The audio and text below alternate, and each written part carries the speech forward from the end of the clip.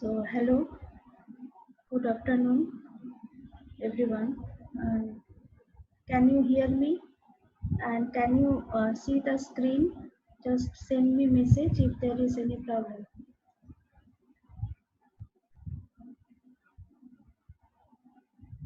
Voice audible?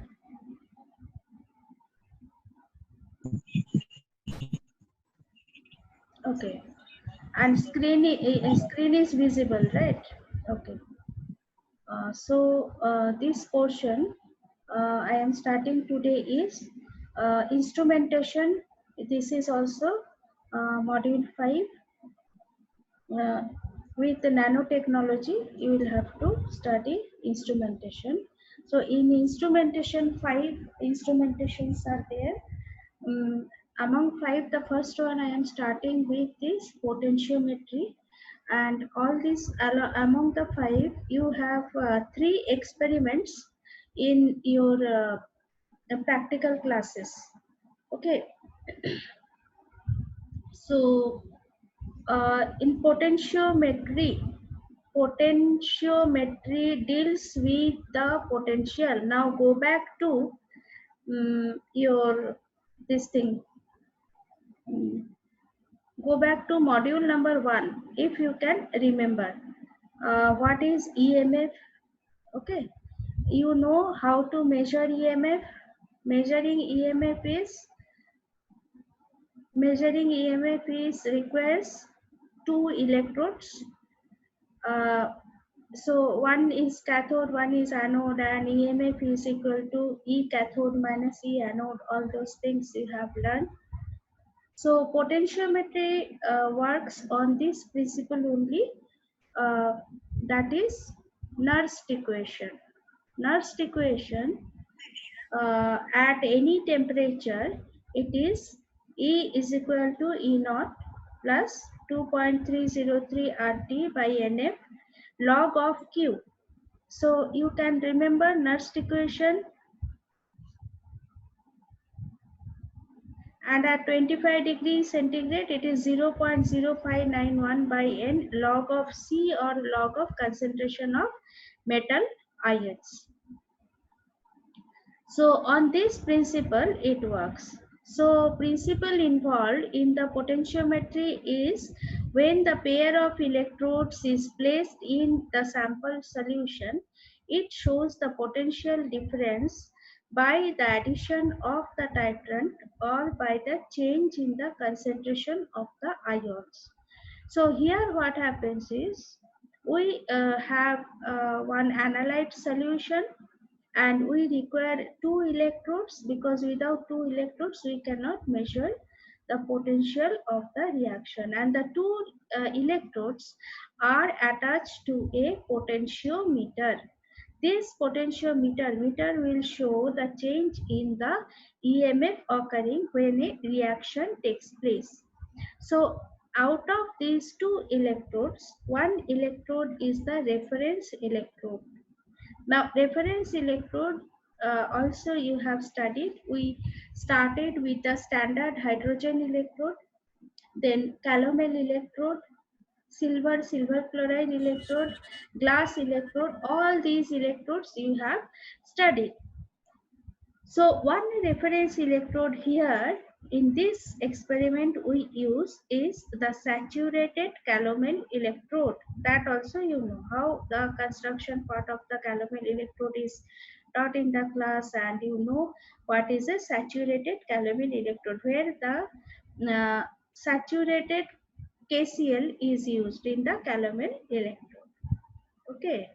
And here one more electrode is used, that is called as the indicator electrode. So these 2 electrodes are required, and that is very important to remember.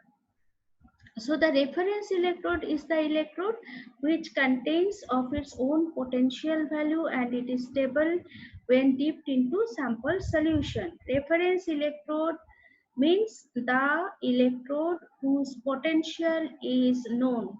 Like standard hydrogen electrode, potential is equal to 0. For saturated calomel electrode, potential is equal to 0.2422 volt, in that way. So one salt bridge is required to connect the two electrodes. Okay, and the analyte solution is the solution whose potential is to be measured, or the solution which we take in the beaker in this experiment, that is called the analyte solution. The indicator electrode is the electrode which responds to change in the potential of the analyte solution. So now reference electrode, the potential is constant. So to measure the potential of the reaction, you need one electrode which can measure the change in the potential. That work is done by the indicator electrode. So out of the two electrodes, one electrode potential is constant and another electrode, that is the indicator electrode, helps to measure the potential of the analyte solution. So the total EMF of the cell is the electrode potential of the reference electrode. This is total EMF of the cell is electrode potential of the reference electrode plus electrode potential of the indicator electrode and the electrode potential of the junction, that is the at the interface of the solution and the indicator electrode, what is the potential occurs or develops. So all three together it gives the EMF of the cell. So here this is very important, that what is the principle of the potentiometry, or on what principle the potentiometric titration is done. So it is the Nernst equation. So in your manual the Nernst equation is written.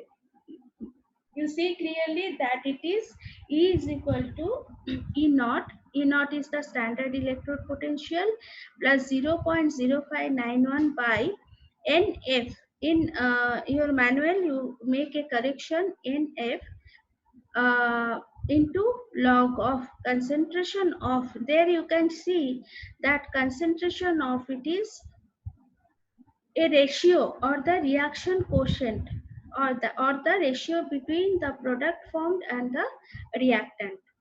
So two ions are involved. One is the reactant ion, another is the product ion. So its concentration ratio is called as, in general it is called as C.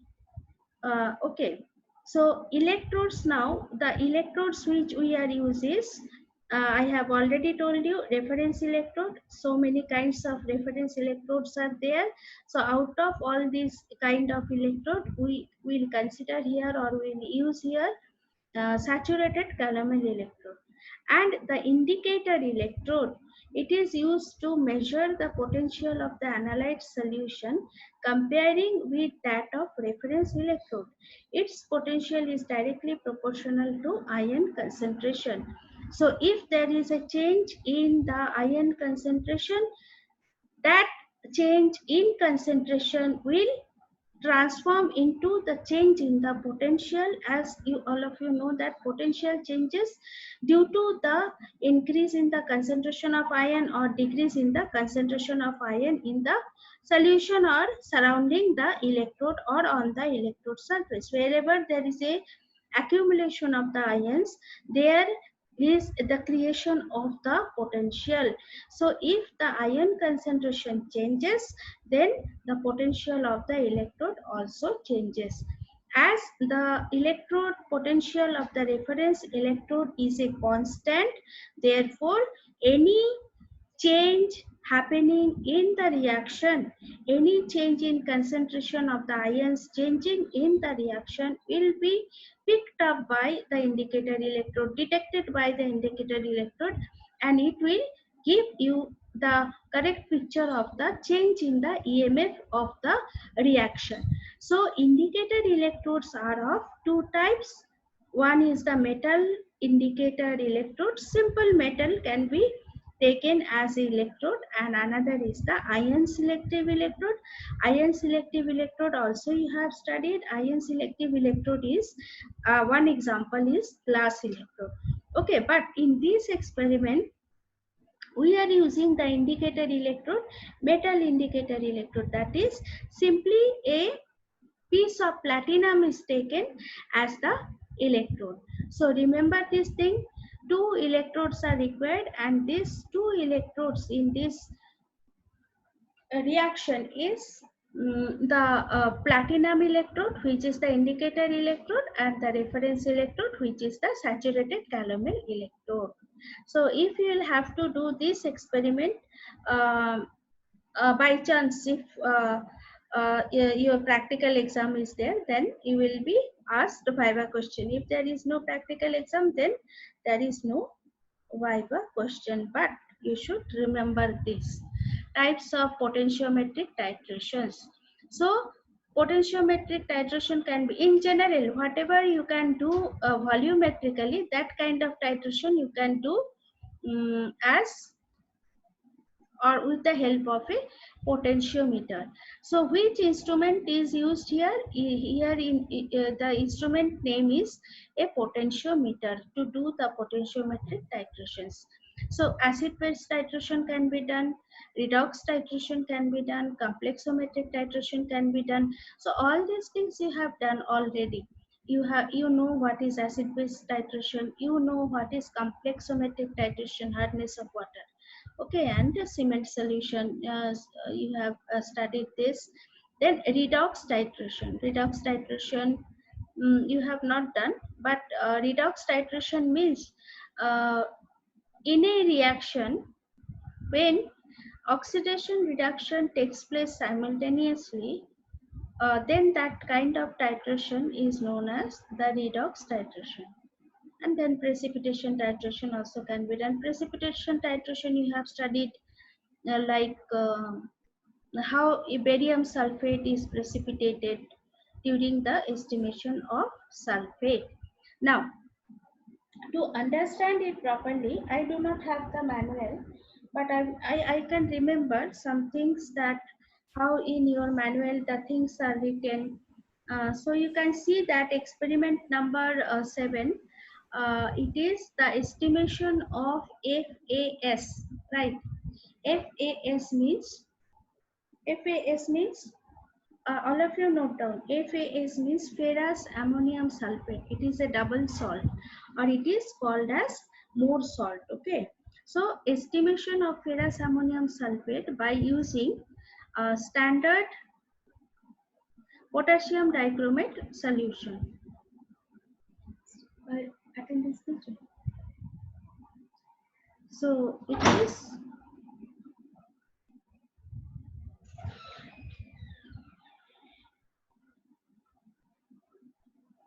the aim of the experiment you have studied. Then in the principal section it is there, that Nernst equation. Okay, so I am telling you the Nernst equation, how the things are changing. Just look at the reaction, what is there in your manual. Look at the reaction. It is about the ferrous. The symbol of ferrous is Fe plus 2, right?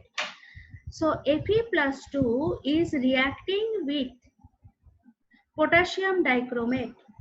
In potassium dichromate, the important ion is the hexavalent chromium, Cr plus 6. Okay, seen that reaction? So ferrous ammonium sulfate in acidic condition or in presence of H2SO4 is reacting with potassium dichromate solution. Potassium dichromate is an oxidizing agent. Okay, so this oxidizing agent oxidizes the ferrous ions.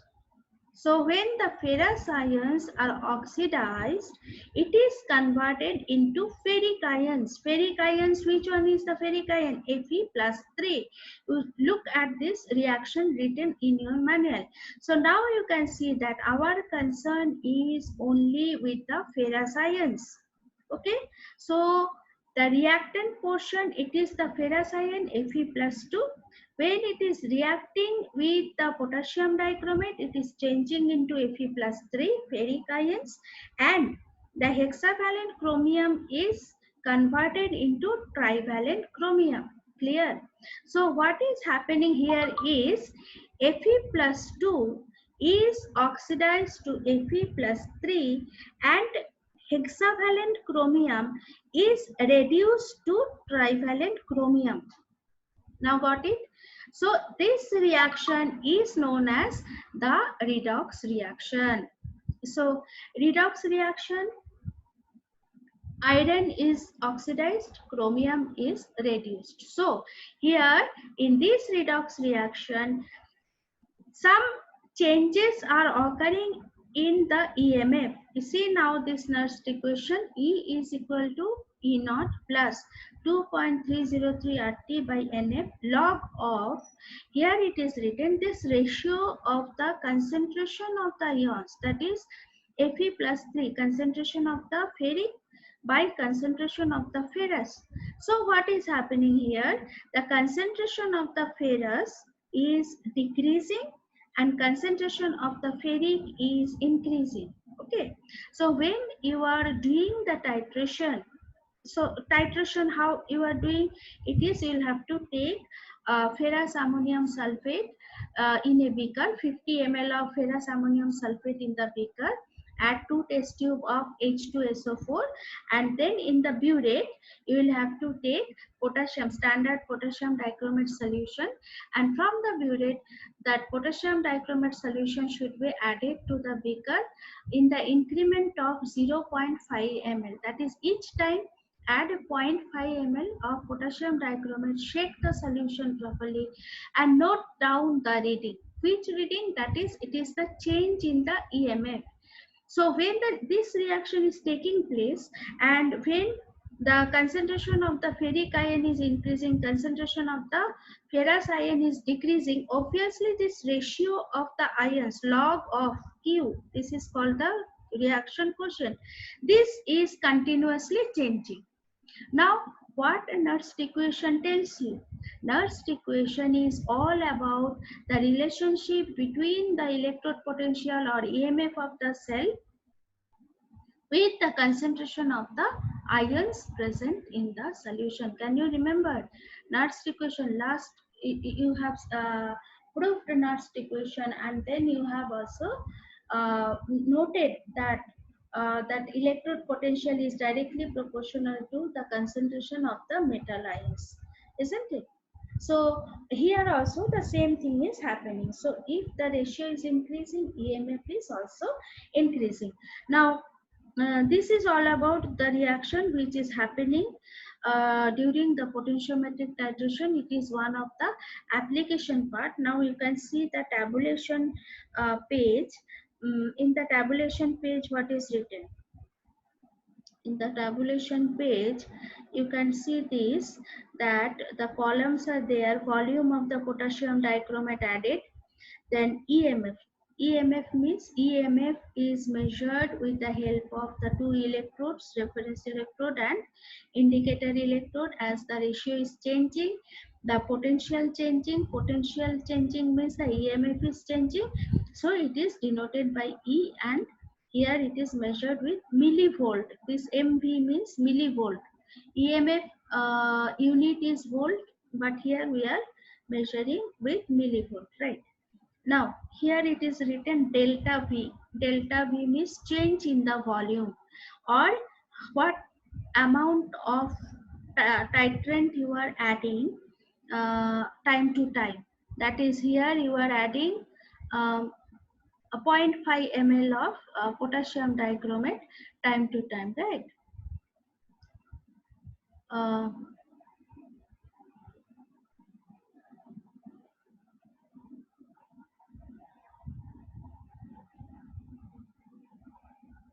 hmm. So any kind of doubt if you have, you can message. You can message. So you just check this tabulation column. Okay, one column is E, another is delta V, then delta E. Delta E means change in the EMF. Now, if you are taking the reading in this way, like how the potentiometric titration can be done, if you are taking like this, you will find, see this now, look at the screen. I have, here are two graphs are there. Here see, you will have to now plot the graph. This is the volume of the titrant in ml, and in the y-axis it is the E or the EMF, right? So you will get the reading, or the concentration of the ion will change in this way. You can see this graph of one kind of S kind of graph, and what you have understood from this is that the EMF value slowly increases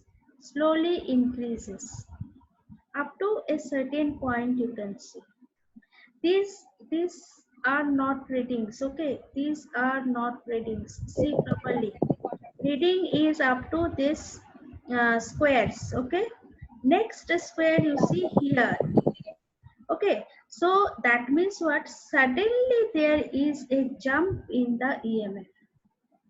So your reading behaves like this when you are doing the experiment. So as you are adding the oxidizing agent or potassium dichromate, slowly the EMF changes, and after a certain point, suddenly the EMF jumps. So why this happens? This happens due to when the neutralization point of the titration is reached, then the reading jumps, or it is indicated by the jump in the reading. Now look at the reaction again. That means what? All the ferrous ions are converted into ferric ions. So when this happens, then suddenly there is a huge change in the ratio, and you are getting a huge jump suddenly. And again, if you are adding the titrant, you will see that the reading will become almost constant. Now whatever titrant you add, you won't get the reading much difference. So here your experiment is over, or you could establish the neutralization point. Now in this kind of graph, there is one difficulty, that is, you cannot, the method is that if you are getting this kind of graph, then calculating the neutralization point is happens like this. That is, you take the straight portion of this graph, that is, suppose this is the straight line, how much it is, measure the length, and then go to the half of this length. That half of this length will give you the neutralization point. So if you are measuring the neutralization point in this manner, then there is a chance that you do a mistake, or you will not be able to find out the neutralization point of the titration. That is why instead of this graph, we plot this graph, this second graph, and the graph which is given in your manual. You can see in your manual the graph is given. So the graph is between the volume of the potassium dichromate, here it is written the titrant, and between the delta E by delta V. So delta E is the change in EMF, and delta V is in the change in volume. Okay, so when you do this calculation, and calculation of the delta E by delta V, and you plot this graph between the volume of the titrant and the delta E by delta V, you get a sharp peak here. And here it is clear that what is the neutralization point, where you are getting the peak, that will give you the equivalence point of the titration, or neutralization point of the titration. So this volume is, this much volume of potassium dichromate is needed to neutralize ferrous ammonium sulfate. Okay, so from this you can estimate that how much amount of ferrous ammonium sulfate is present in a solution. Or this is an example of how a redox titration can be done potentiometrically. So this is one example. So if it is asked in your question, directly it can be asked that describe how FAS is estimated by using potentiometric titration or by using potassium dichromate solution, or it may come as the application part of the potentiometry. So now the principle is clear. By taking this example of this experiment, you can now understand that what is potentiometry and how the potentiometric titrations can be done. So what are the instrumentation part? Instrumentation part of a potentiometer is that you need two electrodes and a potentiometer, right? What are the two electrodes? Reference electrode or calomel electrode, and one is your indicator electrode or platinum electrode. Okay. So this is all about the principle of the potentiometry. You'll have to write clearly the Nernst equation and all those things. And here, whatever they're given in the manual, that principle you can write, because question comes like that only. That what is the principle, instrumentation, and application of potentiometry, or explain with an example. If it comes explain with an example, then you will have to write about this experiment and plotting the graph. So here you should plot this graph. That is important. Delta E by delta V and volume of the titrant taken. Okay. So now what are the applications of potentiometry? Applications are many. Various applications are there. Various applications are there. It is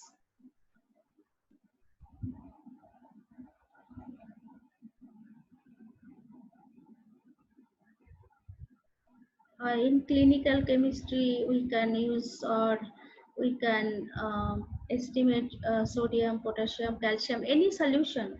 If these ions are present, can be estimated by potentiometry.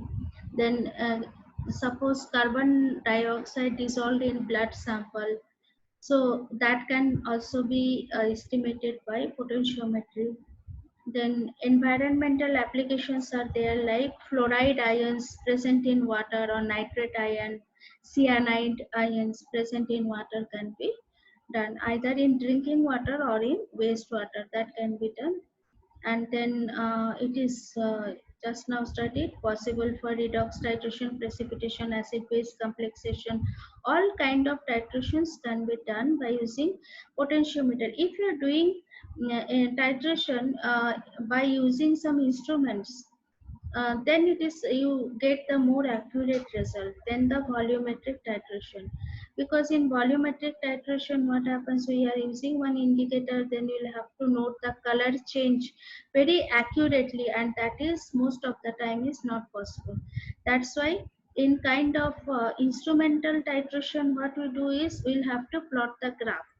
And when we are plotting the graph, then there is no chance that you do a mistake.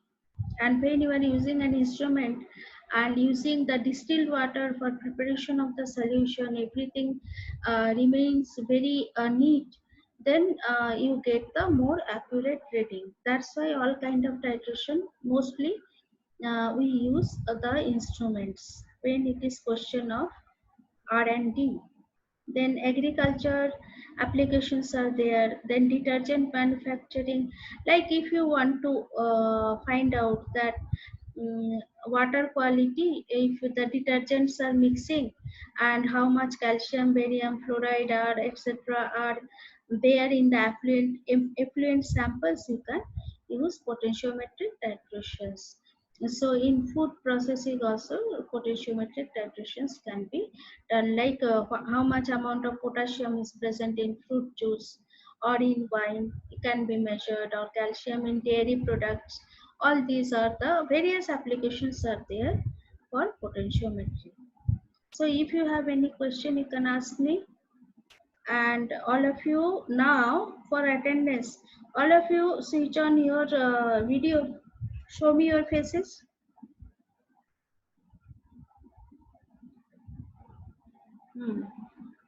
Then All the participants. Switch on your video that you have attended classes. Where are the boys? Present, ma'am. Roll number 1 present. Chinmaya. After long time, Manoj, Abhishek, Abhishek, Manya. Right then, Yes, ma'am. KP Ustad. Now you came or you Present, ma'am. attended? Okay. What, ma'am? Kaifu, then Lakshmi, Amruta. Okay, you have any doubt also? You can ask me. Patyanika Shukri, right? Pujari. Chaitra. All of you switch on your videos, girls. Abhishek Gaden, roll number 2. Present. Switch on your video. Samir Patel. Azim Ahmed.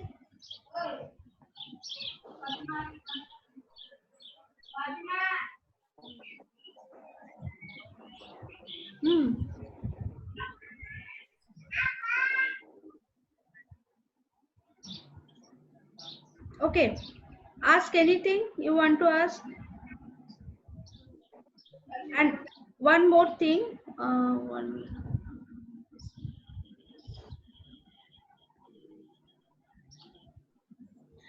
Do you have notes for module 5?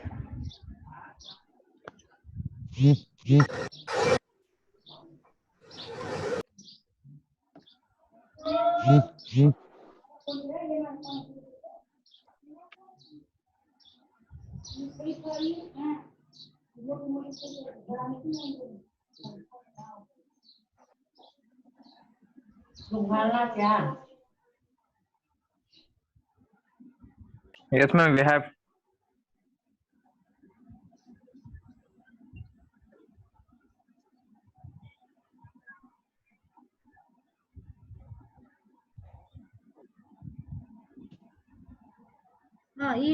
You have. Yes, ma'am. Okay. Then I will not send if you have. Okay. All 5 modules. You have notes, it is okay. Govind Raj Deshpande.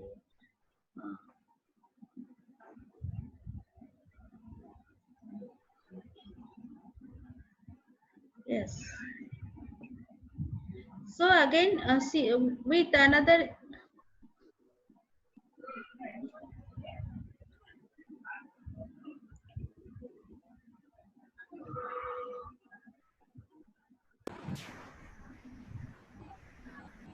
Okay, I will send. No. Ma'am, can we shut down the camera? Shut down. Shut down. 40 participants. Attendance taken. Lakshmi KP.